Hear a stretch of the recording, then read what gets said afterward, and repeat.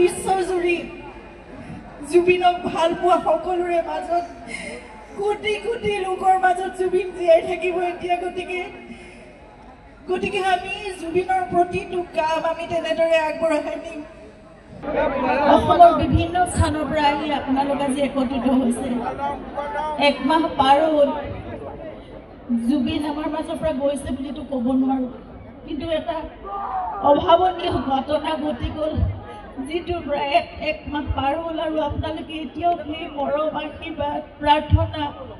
একেদৰে সদায় জনাই আছে তেওঁৰ বাবে আমাৰ পৰিয়ালৰ বাবে তেওঁৰ ন্যায়ৰ বাবে যি ঘটিছিল সেই সকলোবোৰ আমি ভালদৰে জানিব লাগিব সঁচাটো জানিব লাগিব সেই সকলোবোৰৰ বাবে আপোনালোকেও এখন যুদ্ধ কৰি আছে আমিও পৰিয়ালৰ সকলোৱে আমি জানিব বিচাৰিছোঁ আচলতে সঁচাকৈ সেই দিনটোত জুবিনৰ লগত কি হৈছে আমাৰ মাজতো বহুত অন্তৰ্দ্বন্দ্ব চলি আছে ইয়াৰ ভণ্টিও আছে লগত আৰু আমি সকলোৱে বুজি পাওঁ আমাৰ অন্তৰৰ ভিতৰত কি চলি আছে তাৰ উত্তৰ নিশ্চয় আমি পাম এক আস্থাৰে শান্তিৰে ধৈৰ্যৰে আমি অপেক্ষা কৰিছোঁ নিয়মত হওক শুদ্ধভাৱে হওক পানী নসৰকাকৈ যি বিচাৰ হ'ব লাগে সেয়া বিচাৰ হওক কিন্তু তাৰ লগে লগে আমি জুবিনকো অমৰত্বত আমিয়ে দিব লাগিব আমি সদায় আমাৰ মাজত জুবিনক কঢ়িয়াই লৈ ফুৰিব লাগিব আৰু জুবিন আমাৰ মাজত সদায় তেওঁ যেনেদৰে আছিল তেনেদৰে সদায় থাকিব লাগিব তেওঁৰ আদৰ্শ তেওঁ যেনেদৰে গোটেই অসমখনক গোটেই উত্তৰ পূৰ্বাঞ্চলক ভাল পাইছিল সমগ্ৰ মানৱ জাতিক ভাল পাইছিল প্ৰকৃতিক ভাল পাইছিল জীৱ জন্তু পশু পক্ষী সকলোকে গছ গছনি যেনেদৰে ভাল পাইছিল সকলোকে আমি তেনেদৰে মৰম আমাৰ মাজত দি যাব লাগিব আমি ভাবিব লাগিব যে আজি এজন জুবিন নহয় আমাৰ মাজত কোটি কোটি জীৱ জুবিনৰ আমাৰ সকলোৰে আত্মাত জুবিন জীয়াই আছে আৰু সকলোতে জুবিনে আমাৰ আত্মা তেতিয়া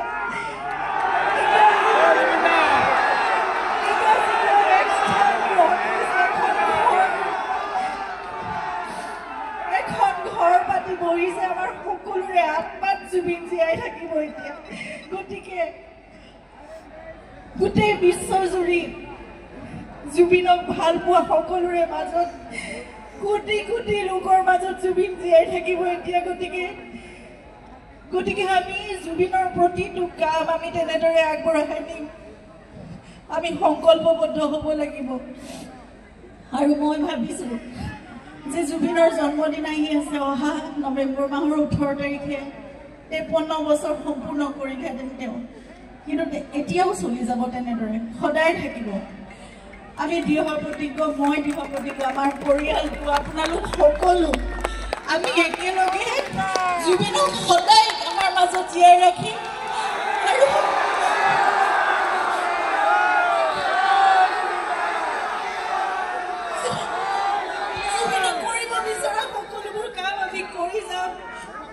এজোপা গছৰ মাজত জুবিনক জীয়াই ৰাখিম প্ৰতিটো পাতত জীয়াই ৰাখিম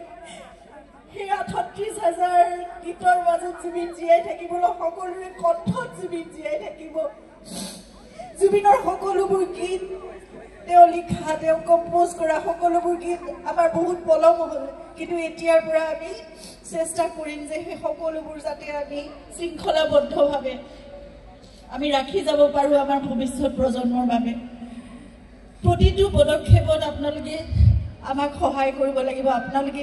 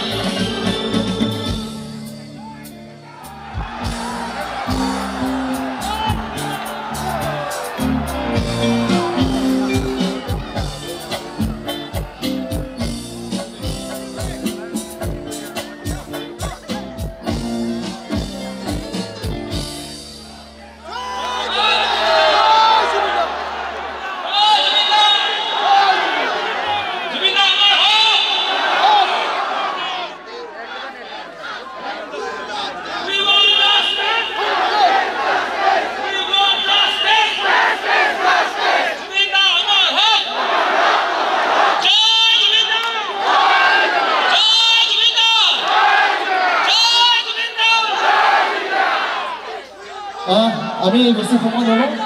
মঞ্চত আমি যোগালী গীত বিচাৰিছোঁ।